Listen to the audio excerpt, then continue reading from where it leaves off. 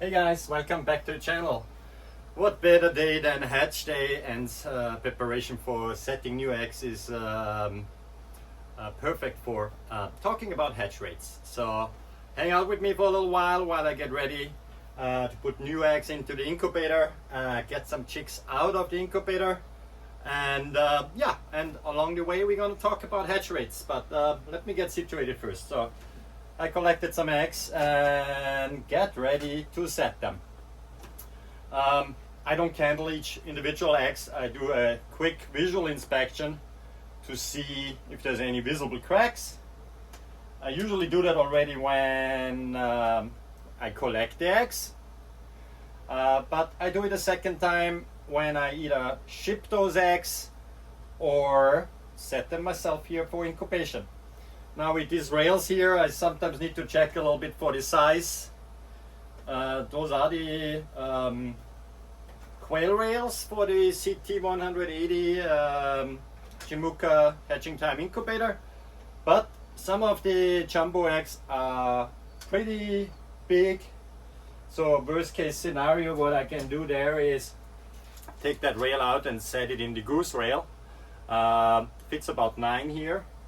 But with that one it fits 13, so I try to make it work. I have a bit of mix right now here between bigger and smaller eggs, and that's okay because this is just for myself, for quality control and for meat production. So I have a mixed hatch in this case with jumbo and some of the standard quail. And yeah, so it's a task. As you can see, I'm not candling every single egg because it's just, I would be never done if I would do that. I do have an egg candler here somewhere. Where is it? Here it is. That Incu-Bright works well. I usually use it for customers if they do the rentahatch.com program, where they rent the incubator and hatch out their own eggs, right? And then have the option to return the chicks or keep them. And I recently had a customer from Pennsylvania. He actually ordered eggs from me on Amazon. He was a 9 or 10-year-old boy. Mattia, if you're watching, hi. And he did an awesome job, he and his parents. So he ordered off Amazon just 12 of the color mix, and he hatched out 9 out of 12 for his first hatch. So that's a 75% hatch rate. That's a pretty good hatch rate considering, you know, it's shipped eggs. Most people know, but some people might not know. Everything above 50% is considered, or even 50% is considered a good hatch rate. And there is some breeders out there who give a hatch rate guarantee. They say they replace the eggs if you have a hatch rate below 50%. And I hear mixed reviews about that. Right? Some people say it's hard to even get that warranty. Some other breeders basically say, well, we refund you half of the eggs we shipped, and if you pay shipping, we ship you new ones, and it gets a bit complicated. So for that simple reason, we don't like things complicated. We want to be honest and transparent here at Undique. We don't have a hatch rate guarantee. For the simple reason, we do not have control over the eggs once they leave our hands, right? It's straightforward, and most people know that. But every once in a while, I get a customer who is arguing, or yeah, let's call it arguing, really. Claiming the eggs are bad, and we do such a bad job, and why don't we just replace them for free? And listen, nothing in life is for free. I mean, if we would have a hatch rate guarantee, we would have to consider the pricing for shipping rates, right, to ship out replacement eggs. That money needs to come from somewhere, right? So what does that mean? We would have to raise all our prices across all the egg listings we have on Amazon and on our website, all the different sales channels, right?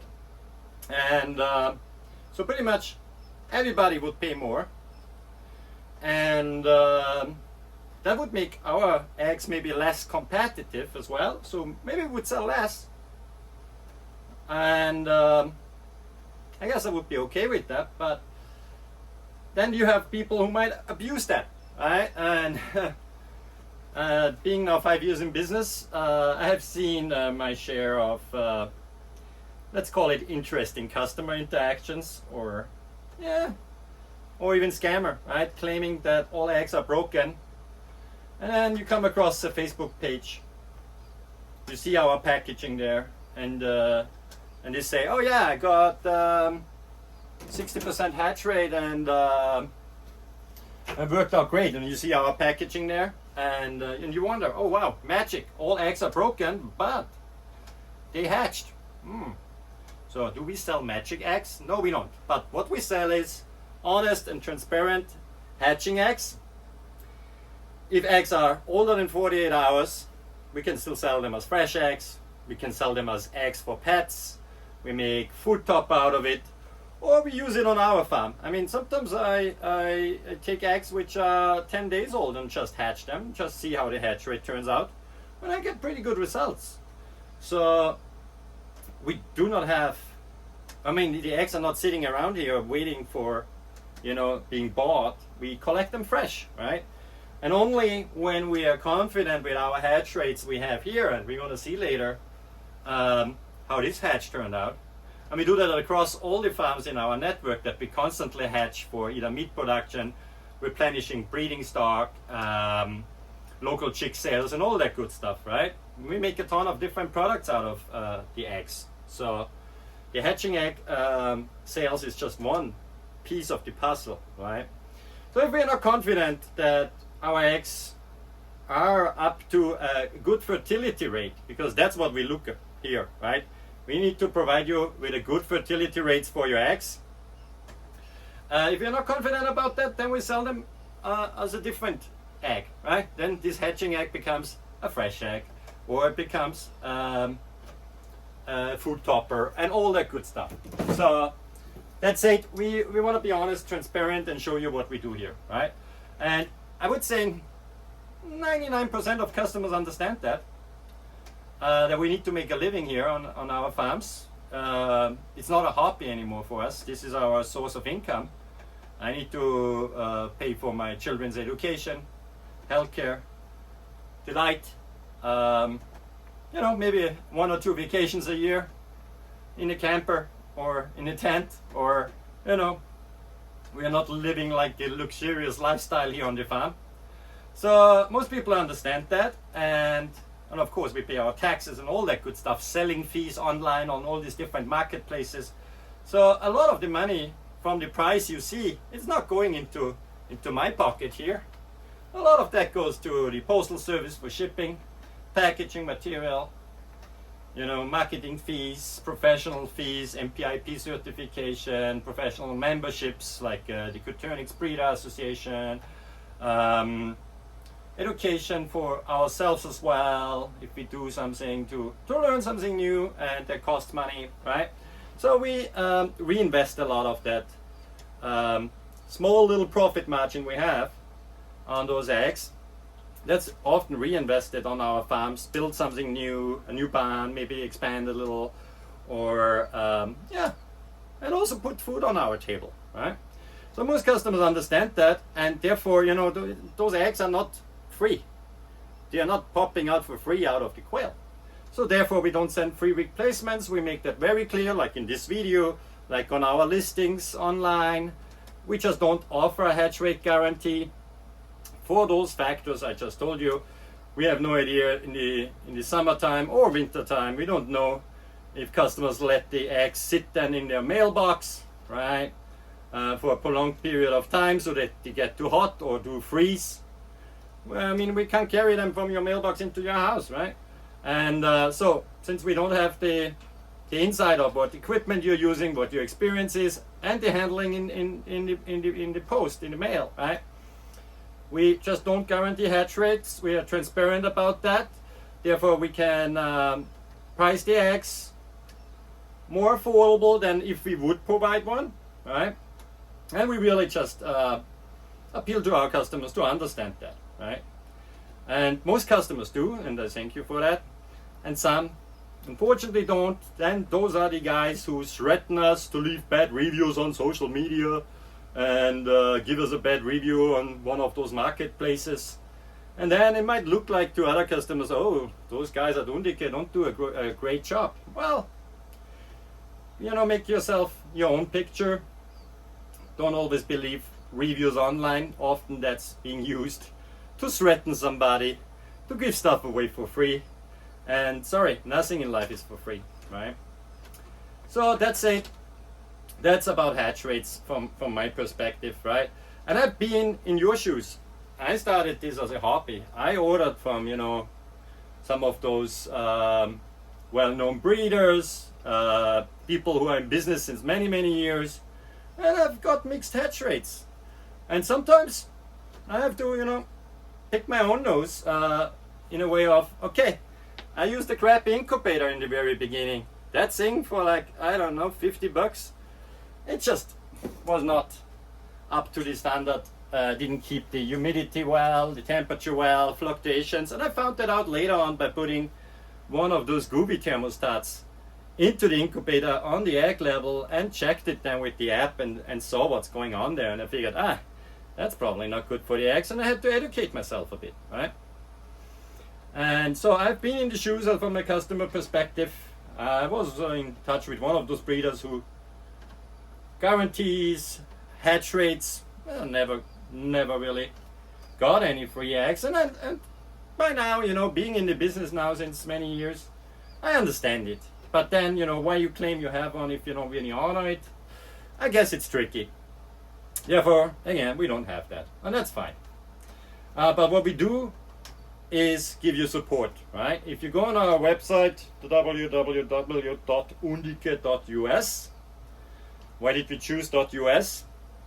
Well, we are a US-based company, by the way, and we are a network of farms in the US, so .us just made sense for us, and .com was taken. Anyway, so if you go on our website, there's a little chat button on the bottom, and please have a bit patience when you click on it and type something in there.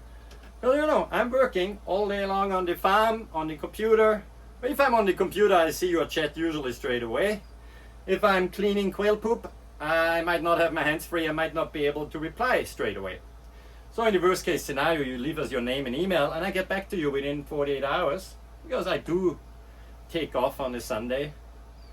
But other than that, Monday to Saturday, between normal business hours, you can reach me there, and excuse me, and I'm happy to help you out as much as I can. Go into troubleshooting, give you advice even before you hatch, right? I have often people who are new into quail, and they might have not informed themselves as much as other customers who do that since a while. And like recently, grandparents wanted to do hatching with their grandchildren, and that's awesome. I support that fully. And they were not sure, the grandchildren are not always there visiting, and they wanted to kind of plan when the eggs will be hatching. And they somehow thought that the time when I ship the eggs determines the time when they will hatch. Well, that's wrong, right? And so I pointed them to our hatching date calculator, or set date calculator. So that's a little tool I programmed for our website, and that helps people to put in the type of quail eggs you get. Is it a Georgia Giant? Is it a Quiternix, a button? They all have different incubation periods. Broken egg. That's a hazel egg. And therefore, you can put it in and you can calculate the set date or the hatch date. There's two ways to calculate it. So you know exactly when you should set your eggs and able to hatch them, right? And once in a while when I pick eggs, or maybe because I stack them, I overlook a broken egg, but that's okay. Anyway, so with that hatch date calculator, I pointed those customers to that. They could target a weekend. Targeting a weekend for hatching is doable. I mean, there's no 100% guarantee. Like with hatching itself, right? There's never a 100% guarantee in nature. Sometimes they go longer depending on your incubator and all that good stuff, the temperature you've set. But you could aim at a specific weekend if you do it well in advance, and then we also are happy to time the shipping of the eggs to accommodate your request there. And so yeah, I'm happy to help out people all the time. I do that, and it's great, you know, because when I was new in Quail, I was very thankful for all those resources on YouTube, all those different channels there. And that's one of the reasons why I do that now on YouTube as well. I mean, it doesn't make me money, that's okay. But putting out recent information, I think it's a great idea for people to look at that if they want to be informed a little bit more about where the eggs come from, maybe learn something new, all that good stuff. Okay, we are now done with 4 levels. As you can hear in the background, we're gonna move over soon to get those chicks out of the incubator and see how we are doing in regards to fertility rate or hatch rate. I mean, one misconception is also, you know, some people incubate eggs and then maybe they have a lower hatch rate, and then they crack open the remaining eggs and look for the bullseye and say, oh, I don't see any bullseye. Oh, you have sent me non-fertile eggs. Well, guys, number one, once you start the incubation process, there is no way later on to tell if an egg is fertile or not, or if it was fertile or not, right? By looking for the bullseye, that disappears through the incubation process, regardless if something develops or not. Sometimes you have a quitter, right? You would see that if you crack open an egg, so that's obviously a sign that something did develop, so the egg was fertile, but for whatever reason it stopped. And you know, we're dealing here with nature, and giving a warranty on nature, in my opinion, this is just, I don't know, it's not possible. Let's face it, right? I can't give a warranty on that. I can say, okay, listen guys, I hatch all the time. All our farms hatch all the time. We see how our hatch rate is. If we're on the low side, we ship them as fresh eggs or pet eggs. And if we are on the good side, we ship them as hatching eggs, right? It's as straightforward as that. So that myth out there that you can check that later on doesn't make sense. Another thing is, we can't check the fertility before we ship it to you by just looking at the egg. Or once I had a lady who she told me, you sent me only eggs which have a round end, and that's gonna be all roosters, but I wanna have all females. Can you send me eggs for all females? Okay, so actually there is a technology where you can determine if out of an egg a male or female is gonna hatch. I don't have it in my head right now at what stage that actually happens, if it's during incubation, or I don't think it's before incubation, but each time I make a video I break an egg, but this one actually didn't break. Anyway, so there is technology out there. I know that because I come originally from Europe, and the European Union introduced a law that you're not allowed anymore to dispatch male chicks. That impacts more the chicken industry than anything else. And so because they passed that law that you're not allowed to dispatch male chicks after they hatched, the industry had to come up with something, right, in order to reduce or not to have male chicks, right? And so there is a technology now that you can examine the egg from the outside and determine if it's going to be boy or girl. That technology, as you can tell, I don't know much about it. I just heard about it. But for sure it's very expensive, and that would also mean that you have to check every single egg. So we don't have the time nor the money for such technology, and therefore and you know, when you hear these housewives' tales about, oh yeah, pointy end or round end that determines male or female, No.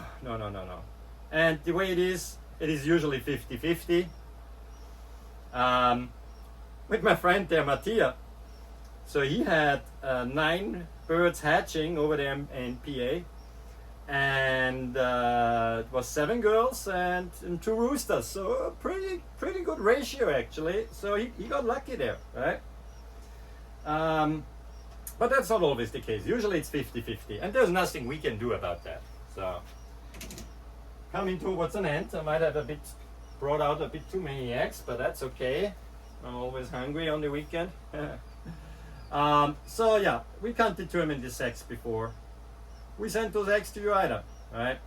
If you take part in our rentahatch.com program, and we have several locations already across the country, then it's a cool thing because we do have a free rooster return as well.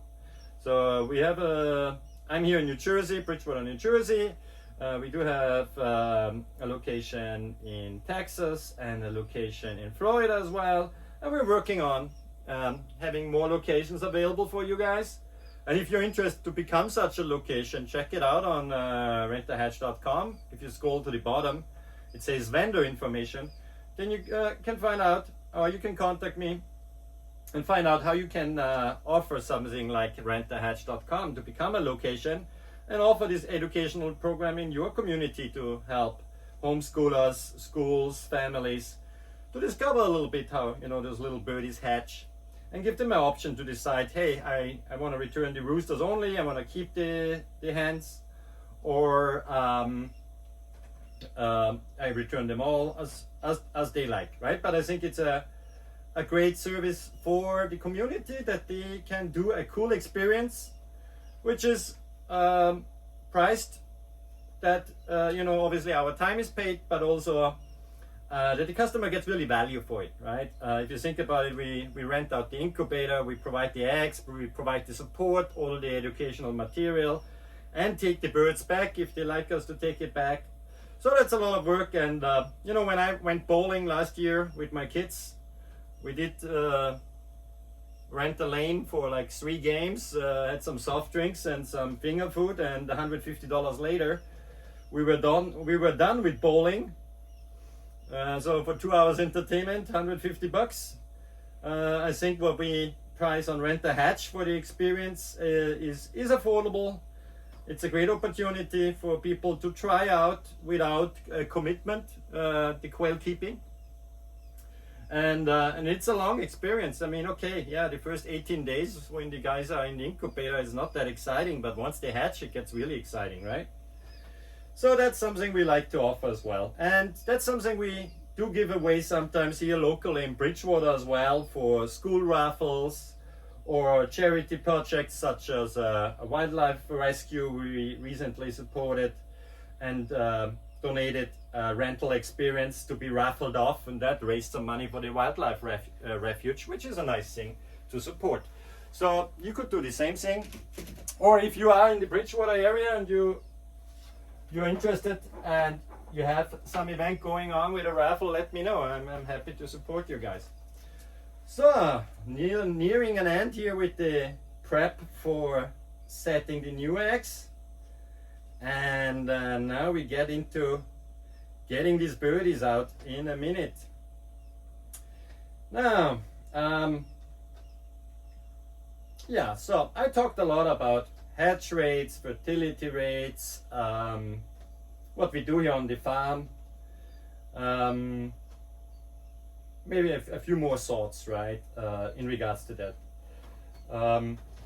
I think it makes a big difference if you do this as a hobby or if you do it as a business, right?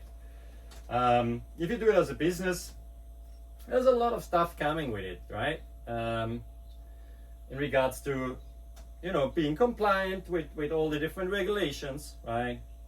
Shipping hatching eggs, for example.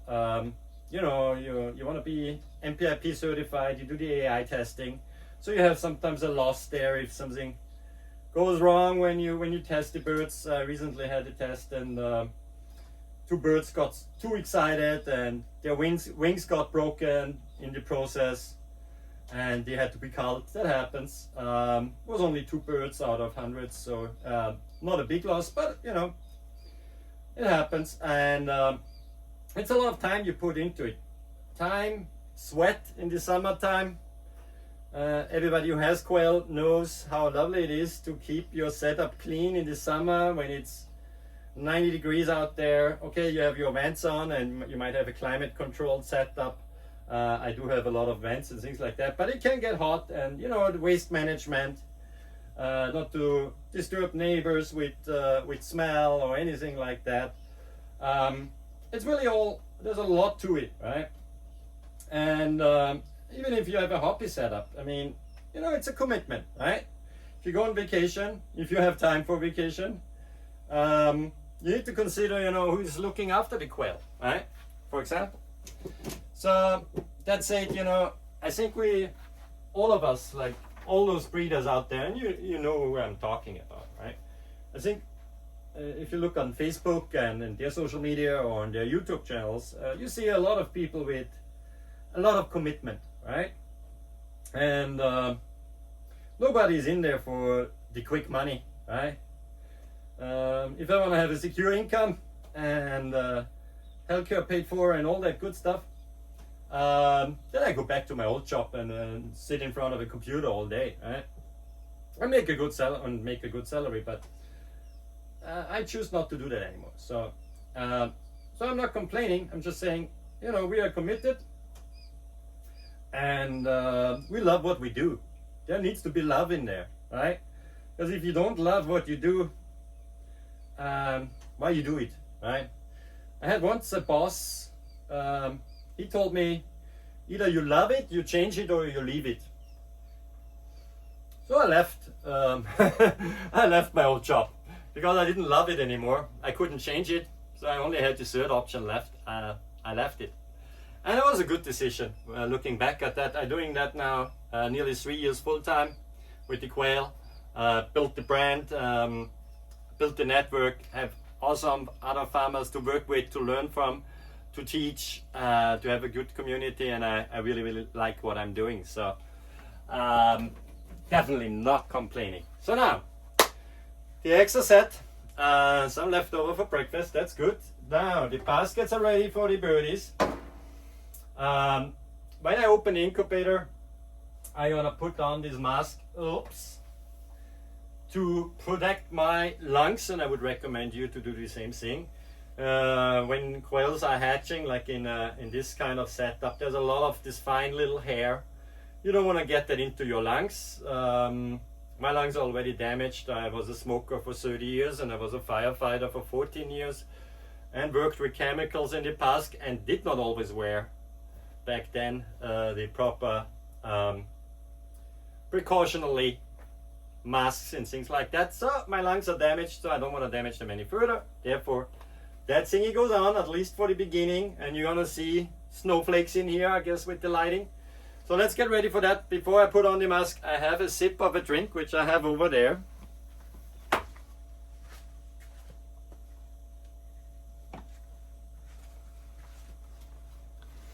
And we are ready to rumble. Let's get it done. Oop. It should fit as well, otherwise it's for nothing. Let's see. My hairdresser recently gave me a crazy haircut. I don't know why. Maybe summer style. Okay, here we go. Let's get those birdies into the brooder. I hope you see well. There's one light missing there. Hey Google, basement lights on.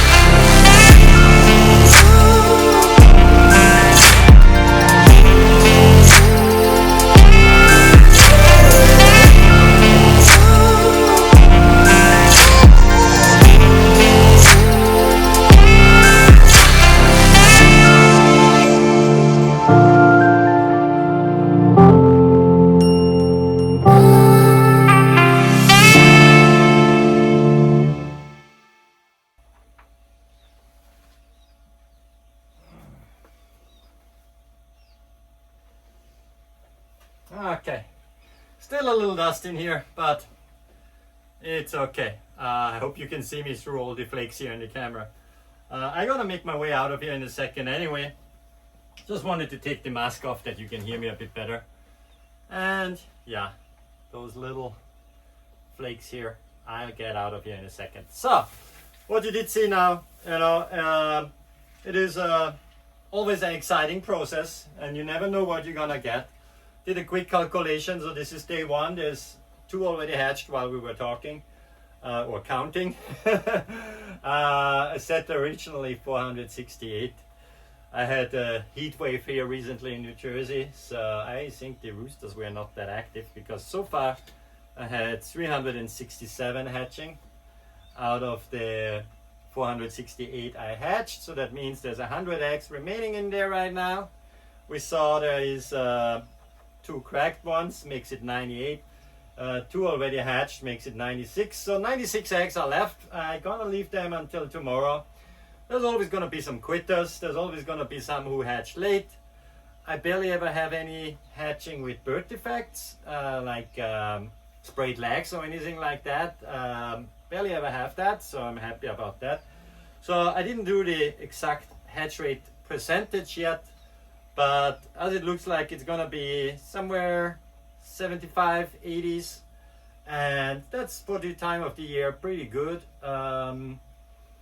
But anyway, during the heat of the summer, we will reduce the variations we're gonna ship out, because it's just sometimes customers, just the newbies, right? They leave them sitting in their hot mailboxes and things like that. So we don't want to have disappointed customers, and therefore, to protect the customer, we're actually not going to ship. Simple as that. Even though, if you think about it, if everything else runs perfect, I mean, they need 99.5 in the incubator. So worst case, the incubation starts in transit a bit, and they might hatch early when they come to you. So we will have some variations left on our website you can order, and some we will just resume shipping as soon as it cools down a bit after the heat, or in July and August. We're going to see how it goes. But so far, happy with the hatch rate. Obviously, that will increase a little bit more when I check back here tomorrow. As mentioned, there's some more hatching.